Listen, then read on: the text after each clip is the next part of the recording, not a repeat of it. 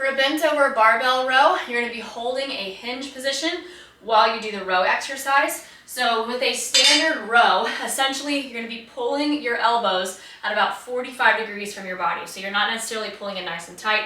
You got a little bit of space here just to optimize your ability to use a little bit of your rear delts, but also definitely contract the lats because it's going to be like kind of a mid-back exercise. Now you're holding a hinge position, so knees are slightly bent, feet are about a shoulder width wide. You're sending your hips back. So you are going to be using your lower back muscles to maintain this position.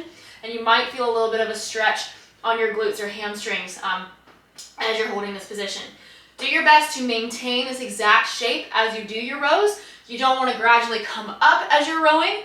You don't want to use momentum by moving your torso as you row, but you also don't want to start losing control of your spine and start rounding. So make sure this is the shape that you're maintaining.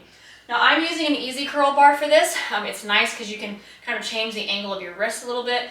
Usually a shorter bar is nice for rows just because it's easier to control, but you could also do this with a full standard barbell. So either of those will work. Okay, so you're gonna have your bar a little bit wider than shoulder width.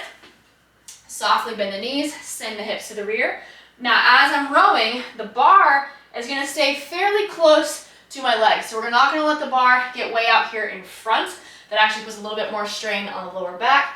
If you were working on that, that will be fine, but for standard barbell rows, keep it in nice and close, almost as if you're gonna graze the bar almost up your thighs as you reach towards your belly button.